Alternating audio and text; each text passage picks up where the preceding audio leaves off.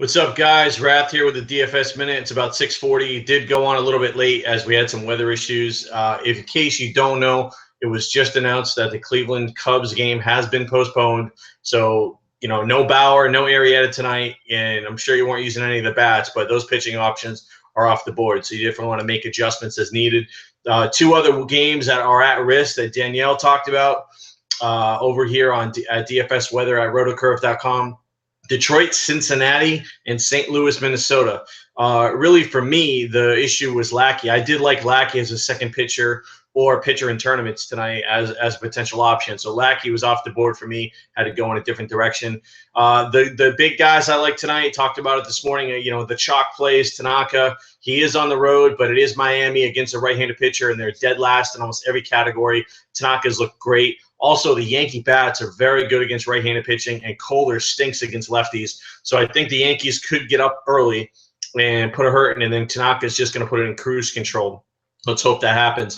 The other guy I like tonight is Francisco Liriano at home, and he's in a really good spot against the White Sox. He's been a really good pitcher this year. He's only had one bad start. I know a lot of people like to tilt on Liriano, but the bottom line is if you look at the numbers, he's had one bad outing this year. And he's always been good at home, and the White Sox are one of the worst offensive teams in the league. They go to not only they stink, but now they go to the National League where they lose the DH, so then they got to have a hitter pitch. So that's a situation there. Hopefully Liriano can get it done. So Tanaka and Liriano are going to be the guys I'm paying up for tonight. Then on the cheaper side, I'm going with Chen from the Orioles, and we'll talk about him a little bit later. And then Jesse Hahn, who's got a nice matchup in San Diego in Petco with a very low run total. I think Hahn is just very safe. He's not going to get a ton of strikeouts tonight, most likely, but he's very safe. Odds are he's not going to get blown up. Hopefully he can go deep in a game, get you some innings. Don't allow that many runs or earned runs or hits, and not many walks. I think he's just in a very safe situation tonight. I feel the same way about Chen as well, and he's a heavy favorite. We'll talk about that. Be aware with all these interleague games that a lot of these lineups are going to be crazy. You got AL teams going over to the NL, so they lose their DH, so they're going to have to, switch some guys around. And then you've got National League teams going to the American League, and they're going to put a DH in. So just be aware you're going to see some different guys in lineups, and that presents value for us, both on taking starting pitchers and on finding value bats. A lot of line moves tonight, and normally not something I cover, but we've got some major line moves tonight that I think warrant discussion, and it does influence some of the plays that I did talk about. Liriano has gone from minus 160 to almost, about 200 or 210. So that's a huge swing. And we've also got a huge swing with Chen tonight, who's gone from about minus 160, 170 to anywhere from 230 to 260. He's a monster favorite against the Phillies tonight. Now, that seems to be the trend lately is we saw Jeff Locke as a monster favorite last week with the Pirates. So, just be aware the Phillies right now are getting pounded by Vegas. So, that's definitely something you want to take a look on, and it did influence my Chen pick. Porcello's gone from 135 to 170 favorite. The line has gone for run total has gone from 9 to 8.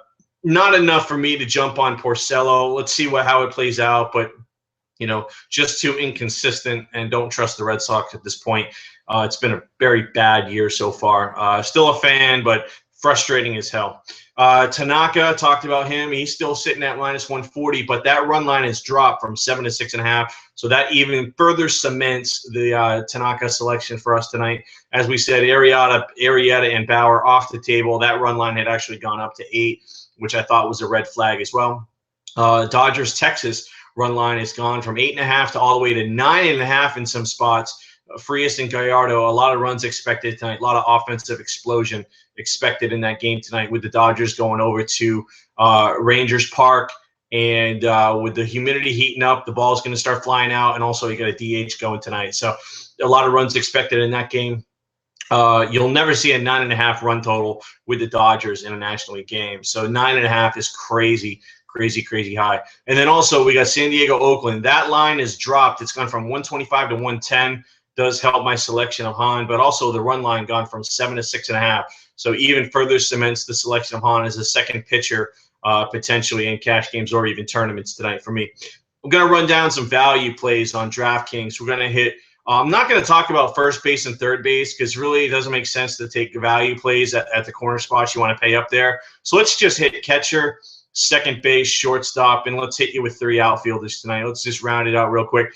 As far as catchers go, I like Cervelli at 3.3, hitting 5th against Rodon. He's more of a cash game play for me. Very consistent guy, even though he's going up against an ace. The tournament play for me at catcher tonight would be Mike McHenry hitting 5th against Dallas Keuchel. He's at 3.2. The reason he's a tournament play is because he's got a good splits matchup, but he's going against a really good pitcher. So his ownership could be pretty low tonight, and he does have that upside potential for a home run. So that's really kind of how you can define a tournament play. Is somebody you think is going up against a tougher pitcher, you're playing for that upside play. Second base, I like Jace Peterson hit leadoff at 3.5K on DraftKings against Rick Porcello. And then also, kind of playing into that same guys going against aces. Why not roll Logan Forsythe out there at second base, hitting cleanup against Gio Gonzalez? We know Forsythe does hit lefties pretty good, so he's only 2.8K on DraftKings. So why not roll him out in a tournament as somebody you can get in?